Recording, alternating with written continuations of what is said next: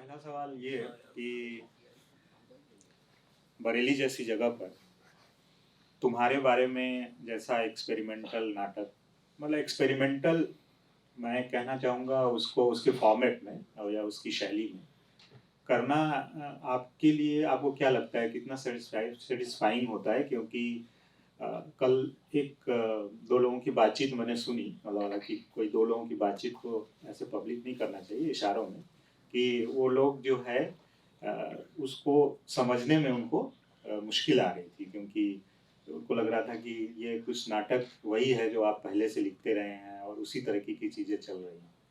तो क्या चैलेंजेस है और ऐसी जगहों पे जब आप आते हैं तो मतलब आपकी ओवरऑल मतलब इस पे फिलॉसफी क्या है?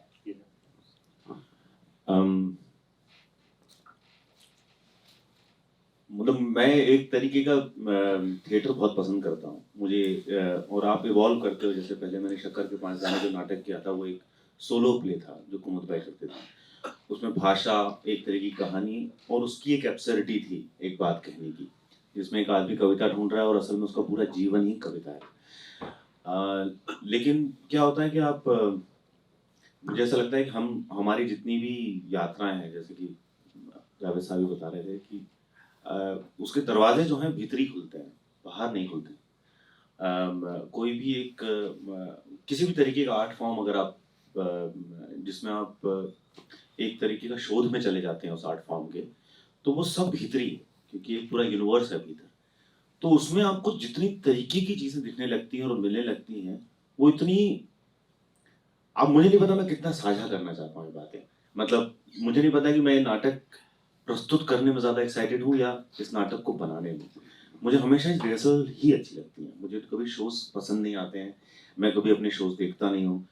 कल भी जब शोज हो रहे थे तो मैं बाहर वॉक कर रहा था, क्योंकि वो उस शोज में जो एक्टर्स हैं जो परफॉर्म कर रहे हैं और जो देख रहे हैं, उसके बीच में मैं नदारद हूँ और मैं नदारद ही रहना चाहता हूँ उसमें।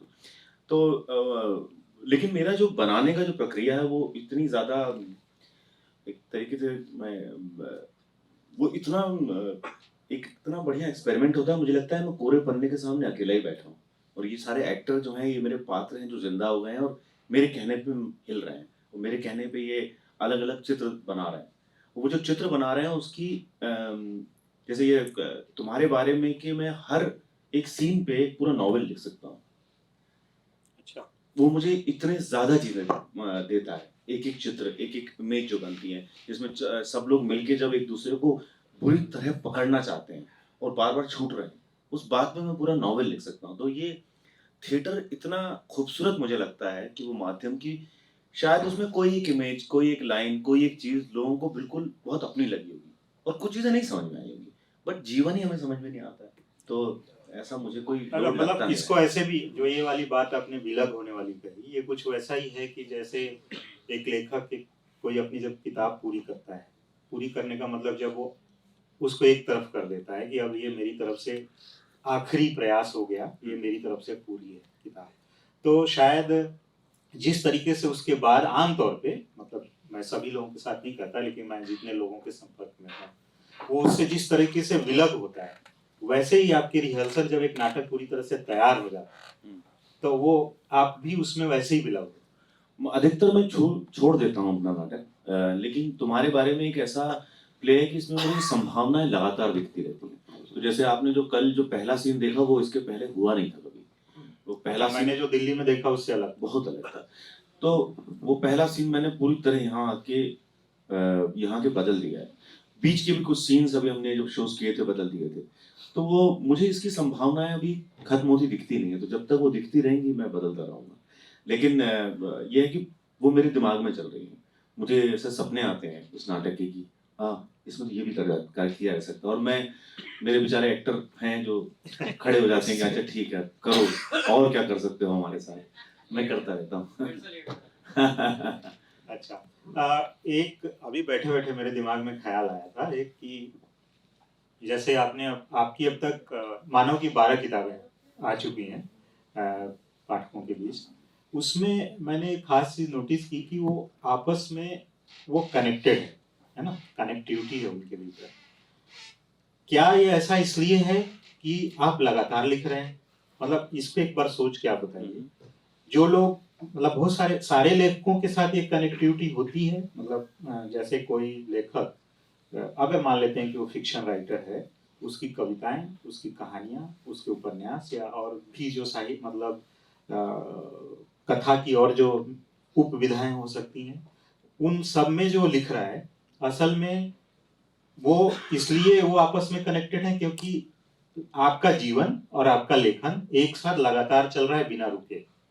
तो वो आप इसको थोड़ा सा उस तरीके से दार्शनिक ढंग में समझना पड़ेगा कि वो बिना रुके चल रहा है और वो आपस में कनेक्टेड लग रहा है। क्या अगर इसके बीच में जैसे जिन लोगों के जीवन में लिखने और जीवन में जो ब्रेक है, कि जैसे एक व्यक्ति आज एक किताब लिख रहा है और उसके 10 साल बाद वो दूसरी किताब आ रही है, उसमें वो जो कनेक्शन हमें नहीं मिलता है, शायद वो इसलिए नहीं मिलता क्योंकि वो लगातार लेखन और जीवन में एक साथ नहीं बना हुआ था। मुझे मुझे ऐसा नहीं लगता, लेकिन जैसे आप पॉल ऑस्टर को पढ़ते हैं, पॉल ऑस्टर ने बहुत लिखा है। कोइत्ज़ी को आप पढ़ते हैं, कोइत्ज़ी ने बहुत लिखा है और आपको हमेशा एक कनेक्शन दिखाई दे रहा होता है। हर कहानी में, हर उपन्यास में आपको एक चरित्र दिखाई देता है जो पॉल ऑस्टर है, कोइत्ज़ी है। जैसे अब काफ्का ने जब 3 कहानियां लिखी थी, मेटामॉर्फोसिस और उनकी लगा जो 3 कहानियां छपती हैं एक साथ, वो कहते थे कि इन 3 कहानियों को इसी तरीके से पढ़ा जाना चाहिए और इसमें कनेक्शन, यूं आपको कनेक्शन दिखेगा नहीं, लेकिन काफ्का के लिए तीनों कहानियां कनेक्टेड है।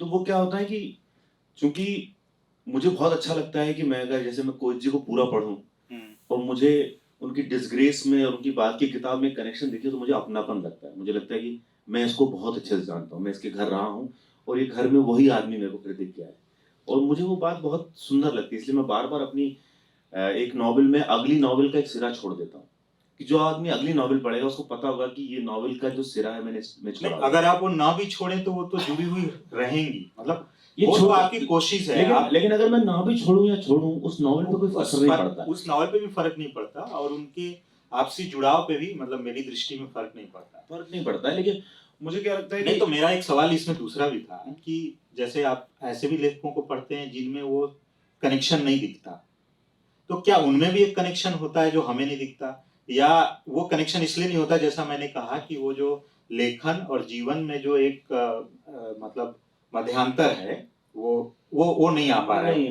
नहीं, वो मेरे को ऐसा लगता नहीं है, क्योंकि देखो कनेक्शन है और नहीं है उसकी कोई बहुत उसके कारण कहानी या राइटिंग नहीं खराब या अच्छी हो जा रही है। हम अच्छी खराब की बात नहीं कर रहे हैं। तो वो क्या है कि वो कनेक्शन है, वो मेरे लिए बहुत एक मस्ती वाली बात है, तो मैं कनेक्शन देता रहता हूँ। मुझे बहुत मजा आता है कि कोई अगली कहानी पढ़े उसको लगे कि जैसे जब मैं बहुत दूर कितना दूर होता है लिख रहा था तो उसमें 4 कहानियों का जिक्र आता है और वो चलता फिरता प्रयत्न 4 कहानियां हैं। तो जब 4 कहानी आप चलता फिरता प्रयत्न पढ़ेंगे तो आपको पता लगता है कि ये वहां लिखी गई थी। मुझे अच्छा लगता है कनेक्शन, ये सुंदर होता है। तो अभी पहले हम लोगों ने सोचा था कि थोड़ी लंबी बात करेंगे, लेकिन मानव ने कहा कि हम थोड़ा सा देर से चल रहे हैं और बहुत सारे लोग हैं और अक्सर हम कार्यक्रमों में यही करते रहे हैं कि जो लोग हों वो बात करें, अपनी बात रखें, लेखन, नाटक और थिएटर या जिस पे भी बात करनी हो। तो मैं अपनी बात यहाँ रोक रहा हूँ, बीच में कुछ बात आएगी तो मैं बात करूंगा। आप लोगों में से जो मानव से कोई बात करना चाहें, कोई सवाल करना चाहें। सर, एक तो तैयारी के दौरान क्या दर्शक कहीं आपके जहन में होता है, या आपको लगता है जैसे कोई चीज प्रिपेयर कर रहे हैं, जैसे राइटर, स्पेशली नाटक की मैं बात कर रहा हूँ, तो दर्शक होता है या आप स्वयं नाटक को केवल जीते हैं, या दर्शक एक पात्र के तौर पे आपके नाटक का हिस्सा बनना चाहता है, आप ऐसा महसूस करते हैं? मुझे ऐसा लगता है शायद दर्शक होते ही होंगे, कभी ना कभी तो दिमाग में आता ही होगा कि नाटक एक दिन ओपन होगा, लेकिन मैं अपने एक्टरों से और अपने खुद को बार बार ये बोलता रहता हूँ कि जो सीमा है, जो सफेद पट्टी है, इसके बाहर सब फिक्शन है, वहां कोई बैठा ही नहीं है और बैठे हैं तो हमको पता भी नहीं है। ये हमारी दुनिया है और ये बहुत पवित्र है, यहीं रहते हैं, तो मैं यहीं वाला आदमी हूँ। वो एग्जिस्ट करता है नहीं करता है, इट डजंट मैटर, क्योंकि हम लोगों ने जब जैसे मैंने पार्क नाम का नाटक किया था, हमने उसको 2 लोगों में भी किया है, ऑडियंस में सिर्फ 2 लोग बैठे थे, एक भी बैठा था। कभी आप करते हैं तो खचाखच लोग भरे रहते हैं, but it doesn't matter at end of the day जो नाटक वहां बन गया है उससे बड़ा सुख है नहीं कुछ। जब मैं 0 शो देखता हूँ, जो मैं अकेला बैठ के देखता हूँ, जो फर्स्ट शो होता है, मेरे लिए वहीं बात खत्म हो जाती है, उसके बाद आगे नहीं होती। सर, कल का जो शो था सर, मैं बोल रहा कौन बढ़िया हूँ, कल का जो शो था सर तुम्हारे बारे में, उसकी जो बेसिक फिलोसफी है, उसमें जो कुछ क्लीशे आपने इस्तेमाल किए उस पर वो बात कर रहे थे, पिंजरा। तो आपको लगता है ये क्लीशे है मतलब?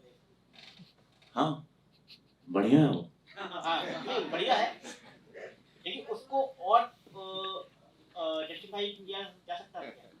नहीं वो बढ़िया है वो, सही पड़ता है पिंजरा। पिंजरा तो आप प्रेम को पिंजड़ा मान लेते हैं? प्रेम को पिंजड़ा मानते हैं? नहीं वो असल में वो अब जैसे वो नाटक है, मैं आपको एक तरीके से मैंने वो अपनी माँ के लिए नाटक लिखा है, अगर मैं कहूँ तो बहुत पर्सनल नाटक है। जो एक बात मुझे ऐसा लगता है कि मेरी माँ संभावनाओं से भरी हुई औरत थी। मतलब मैं हमेशा उनको देखता था, मुझे लगता था कि ये क्या नहीं कर सकती हैं, और वो आज भी वैसी है, लेकिन वो नहीं कर पाए, वो सब बहुत कुछ नहीं कर पाए। और उसके जिम्मेदार सिर्फ वो मेरे फादर नहीं है, उसके जिम्मेदार हर आदमी है। उसके जिम्मेदार वो बेटा भी है जो बार बार कहता था कि मेरे माँ के हाथ की दाल क्या कमाल है। तो हम लोगों ने सब ने अपनी माओ को सबको ना एक बिना पैसे की नौकरानी बना के रखा हुआ है, जिसको हम पैसा भी नहीं देते, उसके ज्यादा कुछ नहीं है। तो क्या होता है कि एक मनुष्य की संभावना, ह्यूमन बीइंग, वो एक अंततः ह्यूमन बीइंग है, उसका इस पृथ्वी में आना और चले जाने के बीच में जो संभावनाएं हैं वो इतनी असीम है कि हमने उसको सिर्फ एक अच्छी दाल बनाने वाली महिला बना रखा है। तो मेरे लिए प्रेम नहीं है वो, मेरे सब कुछ नहीं, और ये हमारे डीएनए में है, ये मेरे डीएनए में है, और जिसके प्रति मुझे गुस्सा है एज पुरुष होना, इसका गुस्सा है मेरे को कि मैं पुरुष हूं और मेरे डीएनए में ये बात है। तो अब मैं नाटक ही कर सकता हूँ उस गुस्से में, तो पिंजरा भी आएगा गुरु और गजब आएगा। नेक्स्ट ताज जैसा भी लगता है जी, पिंजरा क्राउन भी लग रहा है। वो हमारा वो जो जिसने बनाया है वो उसकी कमी है उसके आर्ट में। मुझे लगता है ऐड कर रहा है। लेकिन ऐड कर रहा है, वो right. ऐड मतलब वो बहुत अच्छा ऐड भी करता है, क्योंकि हम वो जो पिंजरा है ना, वो घर भी है घर भी है ना? वो एक्चुअली घर है, नहीं, वो क्राउन वो घर है। तो वो जो वो असल में घर का प्रतीक है। घर जैसे जो वो एक कहते हुए ना कि राजा से बड़ा जो है मतलब उल्टा कहते हैं ना, राजा और जो रंक। जो नहीं जो जो लोग होते हैं, जो स्लेव होते हैं, और एक किंग होता है, तो किंग सबसे बड़ा स्लेव होता है इन दी एंड फिलॉसफी में। So the idea of a king is actually a slave, और स्लेव सबसे ज्यादा फ्री होता है क्योंकि उसको ये सोचना नहीं होता कि खाना कैसे आएगा, राजा को सोचना होता है इन सबको खाना कैसे मिलेगा, समथिंग लाइक वो पिंजरा वो घर है। और वो मुझे एक शेर याद नहीं आ रहा है कि उसका वो दूसरा मिसरा याद आ रहा है कि कैसे कैसे लोग से घर होके रहे हैं, घर होके वाह, घर ही वाह। बन गए अपने आप में, तो बिल्कुल वैसे ही। है ना? तो घर बन जाते हैं आप, तो घर से प्यार भी हो जाता है। अब वो किस तरह का प्यार है, उसमें कितना वायलेंस है, उसी में तो किसिंग भी है।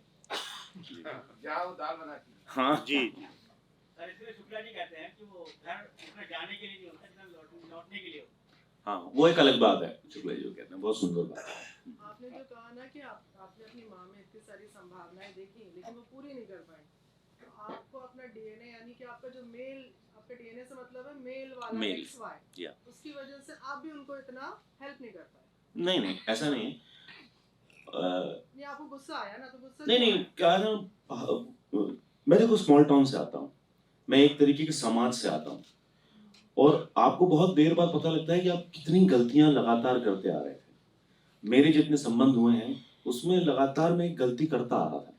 मैं एक तरीके से मेरे एक चश्मे लगे होते हैं ना आपके, कह रहे ऐसा ही तो होता है, तुम्हें तो घर ही संभालना है, या तुम्हें तो यही करना है, और हम एक प्यार का एक अस्त्र बनाते हैं और हम वो सारी चीजें मनवाते हैं जिसमें कि पुरुष अपने सपने देखेगा और आप उस सपने को पूरा करने में हेल्प करेंगे।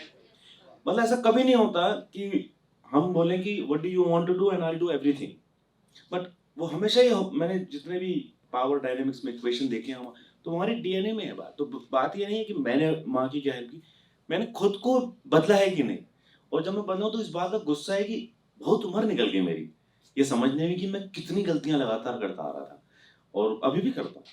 क्योंकि वो क्या होता है कि आपके डीएनए में है कुछ चीजें। जैसे आज भी कोई एक स्ट्रॉन्ग हेडेड महिला आपके सामने आती है और आपको से बात करती है, बहुत मुश्किल होती है हमारे यहाँ लोगों को, उससे उसको उसको उससे उससे इंटरेक्ट करने में, क्योंकि वो हमारे, अब वो ऐसा नहीं है कि वो डीएनए में प्रॉब्लम है हमारे, ऐसा। आप वेस्ट में भी ऐसा पाते हैं?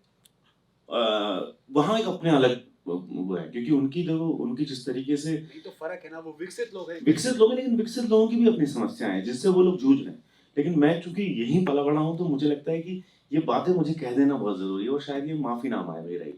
तो मेरा इससे मतलब नहीं है कि मैं आप लोगों को क्या बताना चाहता हूँ, ये मैं खुद ही को कुछ चीजें बताना चाहता हूँ वापस।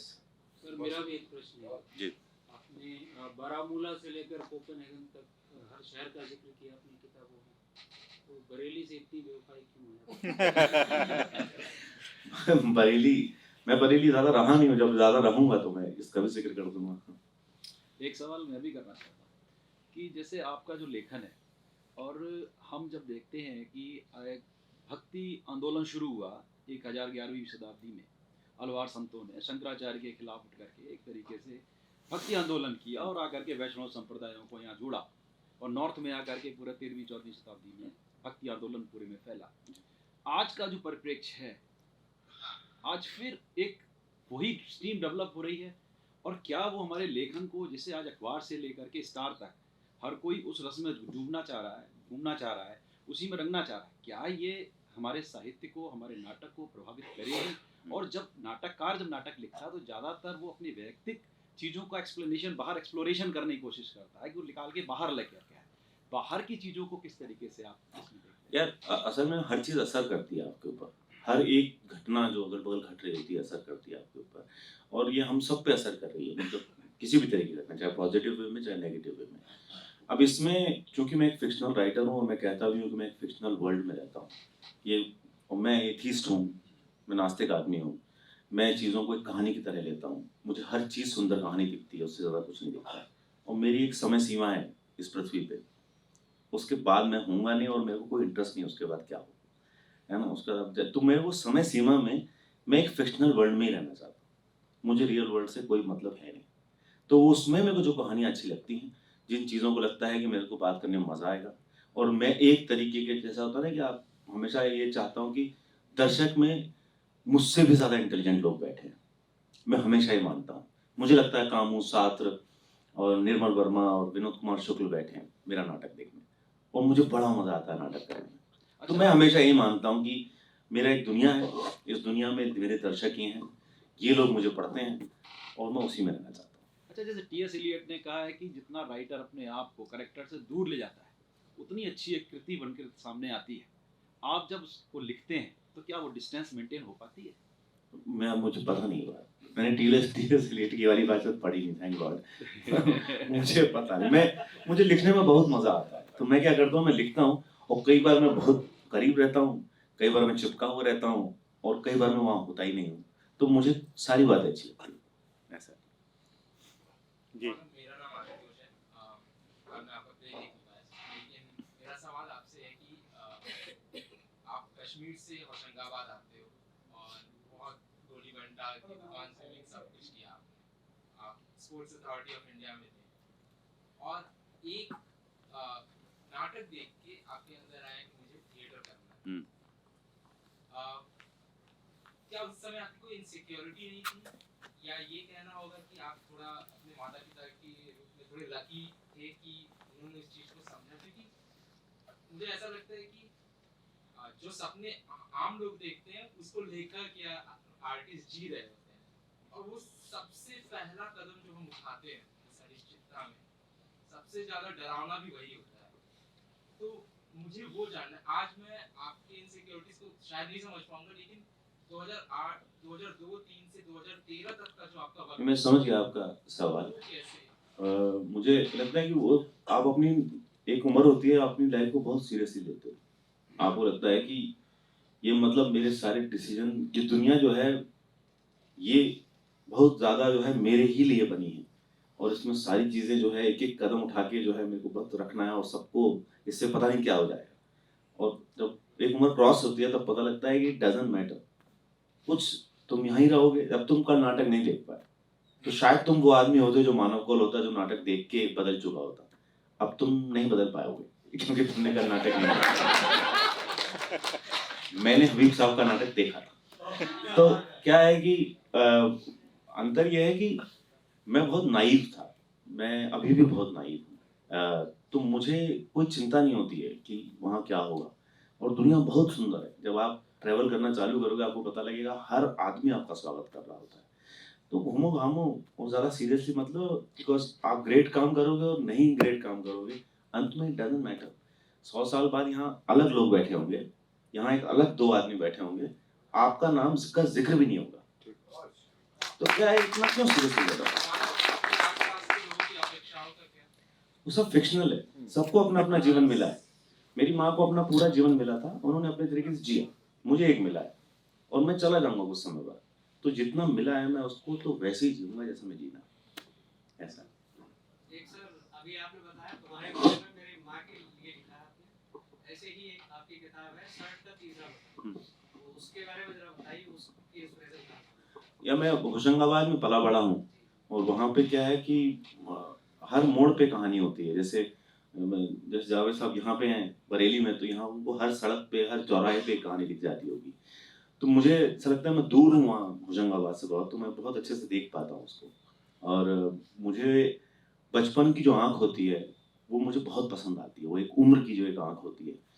तो एक बार चूंकि मैंने अंतिमा लिखी थी एक किताब, तो मेरी बड़ी इच्छा थी कि मैं एक किताब ऐसी लिखूं जो एक उस आँख की किताब हो, जो एक 7 साल 8 साल की उम्र का बच्चा जब बड़ा होने और बच्चे होने के बीच में कहीं रहता है। तो वो शर्ट का बटन उसी बात पे लिखी हुई है, शर्ट का तीसरा बटन। और कोई सवाल? जी। कल मैं आपका प्लेट क्या माइक? कल माइक नहीं ठीक है, कल मैं आपका प्ले डॉक्यूमेंट कर रहा था, प्रैक्टिस डॉक्यूमेंट कर रहा था, और आपने कहा कि आपको प्रैक्टिस से बहुत प्रेम है। तो वहाँ नोटिस हुआ कि जब एक मेन डायलॉग चल रहा है उसके अराउंड जो दूसरे आपके कैरेक्टर्स हैं वो भी कुछ ना कुछ प्ले कर रहे हैं, वो खाली नहीं है बल्कि वो रिस्पॉन्ड कर रहे हैं। तो मुझे ऐसा लगा जैसे जो जो अगर घनश्याम दादा यहाँ बैठे हैं उन्होंने अपना कोई एक इंटरनल प्रोसेस को रिफ्लेक्ट करके कुछ ये हाथ ऐसा करा, वो भी अपने आप में एक पूरा प्ले है। तो वो उसको उस चीज़ को क्रिएट करने का प्रोसेस क्या रहता है आपका सर? यार असल में वही मैं बता रहा हूँ कि तुम्हारे बारे में स्पेशली जैसा नाटक है उसकी संभावना इतनी ज्यादा है जी कि जो देखता है उसको भी संभावना दिखती है, और मैं बार बार डायरेक्ट करने जब आता हूँ तो मुझे भी बहुत संभावना दिखती है। अभी भी मुझे मेरी इच्छा है कि मैं उसको एक बार फिर से देखता हूँ, पूरे प्ले को वापस से कुछ करता हूँ नया। तो वो उसकी संभावनाएं बहुत है प्ले की। और चूंकि 6 लोग हैं और एक समय के बाद नाटक अपने बेसिक से टूट जाता है, और जब वो टूटता है तो वो जो एक तरीके का फिक्शन ऐड होता है। अब वहाँ फिक्शन में मैं कुछ भी कर सकता हूँ, और ये जो उसका पूरा सेकेंड हाफ है जिसमें आप कुछ भी कर सकते हो, तो बेसिकली शायद मैं 6 या 7 प्ले करता तब मैं ये बातें कह पाता। मैंने एक ही प्ले में सारी बात कही है। तो वो संभावनाएं तभी होती है जब आप उसको उसके बीच के जो बेसिक जो हम लोग लगभग प्ले देखते हैं कि एक आदमी एंटर करता है, फिर वो एक कहानी चालू होती है, फिर वो कहानी पे हमको पूरे तरह बना रहना पड़ता है जब तक उसका अंत नहीं होता। तो एक बोझ है एक नाटक के अंत का, उसकी शुरुआत में, उसके मध्य में, उसके मैं उस बोझ को हटा देता हूँ। तो ये इस नाटक में वो बोझ नहीं है, नाटक के एंड होने का बोझ नहीं है, नाटक के अच्छे खत्म होने का बोझ नहीं है, बीच का इंटरेस्टिंग होने का बोझ नहीं है, सिर्फ बात कहने की। और वो जो संवाद है, और वो हर संवाद अपने आप में पूरी की पूरी कहानी है। तो वो बहुत सारी संभावनाएं खोलता है, और ये नए किस्म का थिएटर है। तो कभी कभी आपको थोड़ा सा लगता होगा कि नहीं मैं पकड़ नहीं पा रहा हूँ, लेकिन आपको जरूरत नहीं है बहुत पकड़ने की। आप कहीं और से भी देख सकते हैं नाटक, आप बीच में से भी चालू कर सकते हैं अपना इंटरप्रिटेशन, और धीरे धीरे आपको चीज़ें पकड़ में आने लगती है ये जो, क्योंकि मुझे ऐसा लगता है कि हम लोग बहुत जल्दी जैसे हमारा पार्टिसिपेशन होता है ना किसी में, तो हम बहुत जल्दी एक कंपटीशन ले लेते हैं कि मुझे समझ में नहीं आ रहा, अच्छा नहीं, या मुझे, तो अगर आप उसको छोड़ दें समझना और नहीं समझने वाली बात को, तो मेरे ख्याल से जो चित्र है उसकी अपनी अलग कहानी है आपके भीतर। जैसे अधिकतर पेंटिंग्स जो मैं नाटक डायरेक्टर से हमेशा रेफरेंस देता हूँ कि पेंटिंग्स होती हैं वो आपको नहीं, मेरे को भी समझ में नहीं आती बहुत सारी पेंटिंग्स। मैं जाता हूँ, मैं पेंटिंग सामने खड़ा था, कोई एक पेंटिंग कभी अचानक मुझसे कुछ ऐसा लगता है ये मैं जानता हूँ, इन कलर्स को मैं जानता हूँ। राम कुमार की पेंटिंग देखता हूँ तो मुझे अचानक लगता है कि मैं पहाड़ में शिमला में मुझे दिख रहा है कुछ, या मेरा पहाड़ से संबंध ये समझता है। वो बहुत छोटी चीज़ होती है, लेकिन वो थोड़ी सी देर बाद आपको समझ में आती है, थोड़ा टाइम लगता है उसको समझने में, ऐसा। मेरी बात का प्रीफेस ये है, मैं ये जिम्मेदारी लेखक या नाटककार के ऊपर नहीं रखना चाहता कि आप इसका सॉल्यूशन दीजिए। इस प्रीफेस के बाद मैं आपसे ये कह रहा हूँ कि आपकी ग्लानि क्या पूरे एक सिस्टम पर आरोप नहीं है, और एक सिस्टम जिसके अपने फेलियर्स और अपनी कमियां हैं और अपनी स्ट्रेंथ्स भी हैं। मैं आपसे सॉल्यूशन नहीं चाह रहा हूँ, लेकिन क्या हमारा ऐसा काम जो सिर्फ रास्ते की बात करता है, मंजिल की बात नहीं करता है, क्या किसी लेवल पर जाके किसी सॉल्यूशन की बात की जा सकती है, खास तौर से ऐसे मौके पे जिस पे आपने ये नाटक बनाया है? आपका विचार सॉल्यूशन की तरफ किधर जाता है? इसमें आप क्या मानते हैं, क्या बेहतर होगा जो हो जाए? ना बनाए माँ दाल, तो क्या होना चाहिए कि वो सिर्फ दाल बनाती ना रह जाए? एटलीस्ट बात हो। सोल्यूशन क्यों चाहिए? सोल्यूशन नहीं हो सकता किसी भी चीज का, और हम सोल्यूशन बाहर क्यों ढूंढ रहे हैं? मतलब मैं अपने घर में क्यों नहीं बात कर रहा हूँ? तो मैं चाहता हूँ कि ये, जैसे मैंने देखा है, हम लोगों ने जब हम लोगों ने शोज किया, और ये मेरे को एक्टरों ने बात बताई है, क्योंकि मैं देखता नहीं हूँ तो मुझे पता नहीं होता। हम लोगों ने रायपुर में शो किया, बेंगलोर में शो किया, पूना में शो किया, और हम देखते हैं कि जब कुछ कपल्स आते हैं, हस्बैंड एंड वाइफ आते हैं, या बहुत सारे लोग जोड़े साथ में आते हैं, तो दोनों का, जो पुरुष और स्त्री का रिएक्शन अलग होता है। और बहुत सारी लड़कियां जो है जयपुर में हमारे बाहर आने का इंतजार करती नहीं है 1 घंटे तक, क्योंकि उनको हमसे बात करनी थी कि ये कितना इम्पोर्टेंट है उनके लिए। अब मुझे ये लगता है कि ये मेरी इतनी बड़ी जीत है जिसकी कोई हद नहीं। इसमें मैं सोल्यूशन नहीं देना चाहता हूँ, क्योंकि मैं होता नहीं हूँ सर, मैं पुरुष हूँ, मैं उनको नहीं सोल्यूशन देना चाहता, मैं माफी मांगना चाहता हूँ। अब एक पुरुष ही बैठ के सोल्यूशन देगा, कितनी दुखद बात है। ये आईना दिखाने जैसा भी है कि उसमें मैंने खुद को भी गाली दी है। चलते नाटक में बोला है कि ये नाटक भी एक गधे पुरुष ने लिखा है, और ये बात का भी मुझे बहुत दुख है। बहुत सारे ब्रेकअप कराए होंगे आपके नाटक में। मतलब ब्रेकअप होने चाहिए, गधे पुरुष अगर साथ लेके घूमोगे तो उनको तो एक लात मारनी चाहिए। जैसे जिस उम्र में मैं हूँ, मैंने 4-5 किताबें पढ़ी हैं कश्मीर, जिसमें से 4 में से 3 तो कुछ रिबेल और चूचने टाइप का जो कश्मीर है वो दिखाया गया है। फिर मैंने रूह पढ़ी, जिसमें कश्मीर का एक बहुत प्यारा सा सुंदर साइड दिखाया गया है। तो जैसे आपको कभी खलबली सी या जिम्मेदारी सी नहीं लगती है कि आपको कश्मीर का वो साइड दिखाना चाहिए ज्यादातर लोगों को? क्योंकि मेरा जो माइंडसेट बन चुका था रूह पढ़ने से पहले, वो कश्मीर का एक बहुत ही रिबेलियस वाला माइंडसेट बन चुका था। फिर रूह पढ़ के वो थोड़ा सा बदला। तो जैसे आपको नहीं लगता अगर मेरा शहर कभी आगे जाके ऐसा होगा तो मुझे ऐसा लगेगा ये वो शहर नहीं है जो आप देख रहे हो, ये पहले ऐसा था? तो आपको कभी ऐसा लगता है कि आपको कश्मीर का वो साइड और दिखाना है लोगों को, या जिम्मेदारी से महसूस नहीं होती? आप कश्मीर गई हैं? नहीं गई ना। आप कश्मीर जाइए और 1 महीना रहिए, 2 महीना रहिए, आपको रो दिख जाएगी वहाँ। मतलब जो हमको जो न्यूज में आता है ना कश्मीर, या जैसे बात वो भी है कि न्यूज क्या बनाती है, न्यूज हेडलाइन से न्यूज बनती है, और किसी ने, एक आदमी ने किसी नीचे गरीब आदमी को रोटी खिलाई, ये न्यूज नहीं है। किसी ने किसी की सहायता की, ये न्यूज नहीं। मेरे को लोगों ने फ्री में चाय पिलाई, फ्री में अपना घर दिया, ये न्यूज नहीं है, और इसमें किसी को इंटरेस्ट नहीं है। तो ये दुनिया है, ये एग्जिस्ट करती है। मैं जानता हूं कई लड़कियां हैं जो सोलो ट्रेवल करती हैं पूरे कश्मीर में, और उनको घर देते हैं, अच्छे से रखते हैं, खूब बढ़िया घूमती हैं। ये न्यूज नहीं है। एक लड़की का रेप होता है, न्यूज है। तो आप तक जो बात पहुंच रही है वो सिर्फ रेप पहुंच रहे हैं, खराब बातें पहुंच रही है, क्योंकि वो न्यूज है।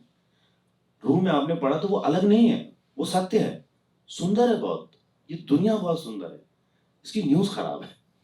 क्योंकि वो मतलब वो पक्ष भी सही है, लेकिन आपके पास वो 90% पहुंच ही नहीं रहा है जो असल में दुनिया है। दुनिया में बहुत कमाल लोग हैं, ऐसा है। तो मुझे लगता है आप घूमेंगी तो आपको खुद पता लगेगा। अब ये उम्र भी हो गई आपकी कि ट्रैवल एंड डिस्कवर, है ना, विज्ञान आओ करके सीखें।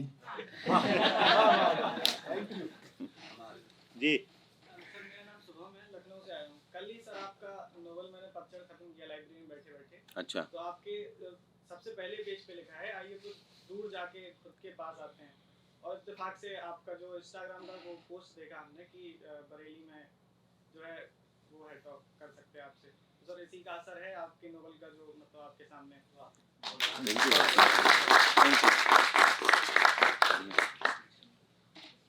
और कोई सवाल? सर एक डायरेक्शनल क्वेश्चन बताइए। सर आपका वर्क मैंने फर्स्ट टाइम देखा है कल। I was very impressed with it. My favourite part of the entire play is जब वो अपना चश्मा उतार के पहनाता है, that lens of manipulation that you showed the layer. So sir right now mentioned कि आपने अपना ब्लॉकिंग जो फर्स्ट वाला है वो डिसाइड किया यहाँ पे आके, which was different than Delhi. तो सर वो जो ब्लॉकिंग जिससे चालू हुआ था, जिससे खत्म भी हुआ, क्या आप अपना इंटरप्रिटेशन बता सकते हो उस टाइम पे आपके दिमाग में क्या चल रहा था कि मैं ये ब्लॉग से क्या पोर्ट्रे करना चाहते थे आप? मुझे ऐसा लगता है कि मैं नहीं बताना चाहता हूँ सब ये, क्योंकि क्या होता है कि शायद ना कुछ लोगों की इमेजेस ज़्यादा बेटर हैं मुझसे। आप जो देखते हैं, जो इमेज वाला थिएटर जो होता है ना, उसमें जो इमेजेस आती हैं वो आपके दिमाग में कुछ असर पैदा करती है। कई बार वो असर काम नहीं करता और कई बार असर बहुत बड़ा होता है। तो आपका इंटरप्रिटेशन में भी बहुत बड़ा होगा। मैं जैसे अपना इंटरप्रिटेशन बताऊंगा वो बात छोटी हो जाएगी, और मैं वो छोटी नहीं करना चाहता। इससे जुड़ी एक मतलब बात आ गई। सॉरी सर, एक सवाल। नहीं, सवाल अभी बाद में, अभी एक बात मैं कहना चाह रहा था। जैसे कुछ लोगों ने यहाँ पे होंगे जो अंतिमा उपन्यास पढ़ा होगा किसी ने, तो अंतिमा में छिपकली है ना, और उसमें जैसे वो भी है, एक कुछ सपनों का जिक्र है जिसमें खंडहर है, घर है और बहुत सारी चीजें हैं। एक वो सपने में है जो शराब पीने के बाद वो दूसरे कमरे में उसका दोस्त उसको देख रहा है। ये सारी चीजें अब मानव के इंटरप्रिटेशन में क्या है और जितने लोग पढ़ रहे हैं उनके इंटरप्रिटेशन में क्या है वो अलग है। तो मुझे लगता है, मैं इस बात को जोड़ना चाह रहा था कि अगर वो मानव अपनी तरफ से ये जोड़े कि मैंने ये लिखते हुए ये सोचा, वो ज्यादती होगी असल में पढ़ने वाले। और ये भी नाटक देखने के भी मामले में कि अगर आप अपने इंटरप्रिटेशन अगर बताते हैं तो आप ज्यादती करते हैं देखने वाले के ऊपर। Thank you. हाँ जी। नहीं, वो इंटरप्रिटेशन की बात थी जिसमें एक सीन है कि सब लोग जकड़े हुए हैं, तो मेरी सिस्टर इन लॉ ने उसको ऐसे इंटरप्रेट किया कि वो आज़ाद होना चाहती है लेडी, और लोग उसको, सोसाइटी उसको जकड़े हुए हैं कि हम तुम्हें आज़ाद नहीं होने देंगे। हमारा इंटरप्रिटेशन ये था, बट आप बताएंगे नहीं कि आप इंटरप्रिटेशन बढ़िया था। बताइए कि आपने क्या सोचते हो। नहीं, असल में जैसे कविता और पेंटिंग होती है ना, मुझे ये आर्ट फॉर्म बहुत पसंद है। मैं बहुत फॉलो करता हूँ पेंटिंग्स को और पेंटर्स को, सबको, क्योंकि मुझे लगता है कि वो जो इमेज में जो बात आती है, जो मुझ तक पहुँचती है, वो बहुत ही ज़्यादा इंटरेस्टिंग है और मैं उन पर कहानियाँ लिख सकता हूँ। अब शायद नॉर्वे में जब मैं पतझड़ में मैं एडवर्ड मंक के हर उस जगह गया जहाँ पे उन्होंने जितनी पेंटिंग की थी, क्योंकि मुझे एडवर्ड मंक बहुत पसंद है, मुझे वो पेंटर। लेकिन मैंने वहाँ कोई सवाल नहीं किया, क्योंकि मैं बस वो जगह देखना चाहता था जहाँ बैठ के उन्होंने जेलिसी नाम की एक पेंटिंग की थी। वो पत्थर आज भी है जिसपे उनका एक दोस्त बैठा था जिसको उन्होंने पेंट किया था और उसका नाम रखा था जेलिसी। और तो मुझे वो जगह जाके वहाँ बने रहना बहुत पसंद है और मेरे लिए एडवर्ड मंक एक कहानी बन गए जिसको मैंने पतझड़ में इस्तेमाल किया। तो मुझे ऐसा लगता है कि कविताएं होती हैं, पेंटिंग होती है ना, वो आपके ऊपर एक ऐसा असर छोड़ती हैं कि आपके भीतर की कहानियां टूटती हैं और वो खुल जाती हैं। तो वो शायद एक जो जकड़न आप महसूस कर रही हैं सोसाइटी से, वो आपके भीतर की है कहानी, और बहुत सुंदर कहानी है। और मेरा पूरा नाटक सिर्फ इसलिए है कि वो आपकी कहानियां तोड़े, आपकी कहानियां खोले और आपको पता लगे कि आप क्या देखना चाहती हैं। अपना उस सीन का इंटरप्रिटेशन बता देना। वो वही था जो आपने महसूस किया।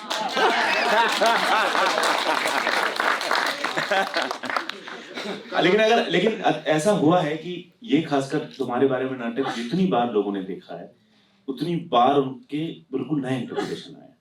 और ये नाटक शायद ऐसा है कि एक दो बार देखना पड़ता है, क्योंकि पहले हमारी पहली जो आदत है दर्शक बतौर दर्शक, मेरी भी आदत है कि हम सबसे पहले कहानी पकड़ लेना चाहते हैं कि कहानी हमको पता लग जाए, कहानी समझ में आ जाए। तो जब आपको पता है, चल जाएगा सेकंड टाइम देखने में कि कहानी नहीं है गुरु, लेट्स वॉच दिस, तो आप ओनली इंटरप्रिटेशन पे ध्यान देंगे और आपको पता लगेगा बेटर इंटरप्रिटेशन से। तो मुझे हमेशा ही कहानियों से थोड़ा सा समस्याएं रही है। मैं कहानी एक कच्चे होती है ना, आप उसके बल पे कोई भी एक लेखक या कोई भी एक कहानीकार, हमारी फिल्में क्या हैं, 5 साल के बच्चों की लिखी कहानियां ही हैं। एक बार ये होता है, गुंडे आते हैं और फिर बहुत मजा आता है, ये मर जाता है, हम उसी में फंसे हुए हैं। लेकिन हम में तारकोस्की पे जाओ, इंटरप्रिटेशन जाओ, किस्लोवस्की पे जाओ, तब आपको समझ में आता है कि नहीं, इस कहानी के बाहर एक दुनिया है, बहुत सुंदर है। मुझे तो आपका नाटक देखते हुए ये लगा कल कि आपने दर्शकों के सामने एक उलझाव भरा हुआ गुच्छा रख दिया और हर दर्शक अपने अपने हिसाब से उनको सुलझा रहा था। जो चिड़िया की तरह उड़ना चाहती है अपने जीवन में, उसको वो पक्ष समझ में आ रहा था। जो पेंगुइन की तरह पेंगुइन का पक्ष लेना चाहता, उसको पेंगुइन का पक्ष समझ आ रहा था। जो लड़की सारे कागजों में अपना प्रश्न ढूंढ रही थी, उसे अपना प्रश्न वाला कागज महत्वपूर्ण लग रहा था। लेकिन वो जितनी कविताएं बिखरी हुई थी, वो कविताएं भी तो उन लोगों के प्रश्न ही थे। कोई कविता हमेशा प्रश्न होती है, कविता कभी भी समाधान नहीं होती। तो मुझे लगता है आपका नाटक एक ऐसा नाटक था जिसमें हर व्यक्ति अपने अपने हिसाब से अपने अपने आप को खोल रहा था। क्या ठीक है? बहुत बढ़िया।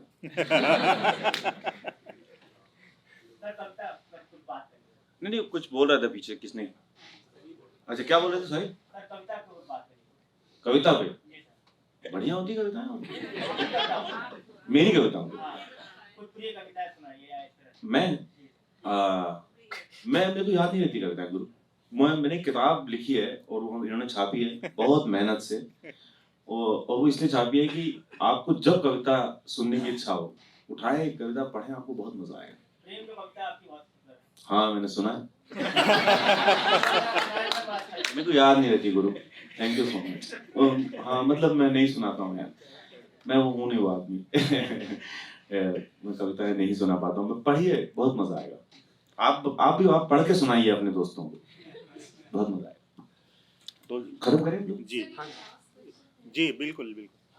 सर, क्या आपको लगता है कि किसी पर्सन की जो मतलब जो सेल्फ पर्सनालिटी होती है, जैसे अगर वो इंट्रोवर्ट है या एक्सट्रोवर्ट है, वो कुछ फर्क डालती है जब आप कोई क्रिएशन करते हैं उसमें? मतलब अगर वो इंट्रोवर्ट या एक्सट्रोवर्ट क्रिएट करे तो? नहीं, कोई भी अगर कोई भी काम वो कर रहा है तो उसकी अपनी पर्सनालिटी जो है वो क्या इफेक्ट करती है वहां पर जाकर? अगर उसकी अपनी पर्सनालिटी नहीं इफेक्ट कर रही है तो क्या इफेक्ट करेगा? और नहीं सर, आई थिंक मैं पूछ नहीं पा रही हूँ क्वेश्चन। जैसे आप नॉर्मली बहुत एक्सट्रोवर्ट हैं, आप बहुत सोशल हैं, लेकिन आपकी जो अंदरूनी लेयर है वो आप सबसे छुपा के रखते हैं। तो क्या हम जब कोई भी क्रिएशन करते हैं तो उसमें ऐसा तो नहीं है कि वो निकल के आता है सामने या दिखता है कुछ? हाँ, मैं मतलब आपकी बात वैसे समझ नहीं पा रहा हूँ। वो पूछना चाह रही है कि जो छुपा हुआ सेल्फ है, जो एक दिखाने वाला सेल्फ है, और एक व्यक्ति का जो छुपा हुआ सेल्फ है, क्या रचना करने समय वो बाहर आता है या नहीं आता? हाँ, शायद देखिए, क्या मतलब मैं आपको इस तरीके से समझा सकता हूँ। जैसे मैं आधे अधूरे अगर नाटक करता हूँ, या आषाढ़ का एक दिन आप थिएटर करती है ना शायद, तो मैं उस हिसाब से जवाब देता हूँ कि अगर आप आषाढ़ का एक दिन आधे अधूरे या इस तरीके का नाटक करते हैं, तो क्यों मैं दर्शकों को किताब ना पढ़ने दूं और कहूं कि ये नाटक देखिए? वो क्या रीजन है? अगर मैंने नाटक किया है तो अगर आप आधे अधूरे आपको दे दूंगा, आपको बहुत मजा आएगा पढ़ने में। मैं नहीं वो दे रहा हूँ, मैं कह रहा हूँ नहीं, आप आधे अधूरे पढ़े नहीं, आप देखें। तो इसका मतलब है कि मैं अपना इंटरप्रिटेशन दिखाना चाहता हूँ। आधे अधूरे मेरे भीतर से घुसेगा और मेरा मानव वो आधे अधूरे आपको दिखाएगा। वो आधे अधूरे कतई वो आधे अधूरे नहीं होगा जो आप पढ़ेंगे, है ना?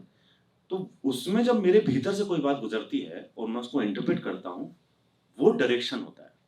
और दिखता हमारे यहाँ डायरेक्शन नहीं करते हैं, हमारे यहाँ प्ले रीडिंग करते हैं विदाउट स्क्रिप्ट। हम वैसा का वैसा। तो आपका डायरेक्टर जो है ना, वो जो आप सेल्फ की बात कर रही हैं, वो सेल्फ है जो हर टेक्स्ट को अपने नजरिए से देखता है। जो मैं इंटरप्रिटेशन की बात कर रहा हूँ, जो आपका अपना इंटरप्रिटेशन होता है। तो आपके भीतर से वो टेक्स्ट गुजर के क्या आपके ऊपर असर डालता है, मैं उस असर को देखना चाहता हूँ स्टेज पे, ना कि मोहन राकेश ने क्या लिखा है। तो इसलिए थिएटर बड़ा हो जाता है। थिएटर इसलिए बहुत अद्भुत, इसलिए थिएटर में डायरेक्टर सेलिब्रेट होते हैं, जो हुआ करते थे, जैसे हबीब साहब सेलिब्रेट होते हैं, सब लोग। वो अगर शेक्सपियर करते हैं तो वो शेक्सपियर नहीं आप देखते, आप हबीब साहब की दुनिया देखते हैं और उनकी दुनिया का एक हर व्यक्ति देखते हैं।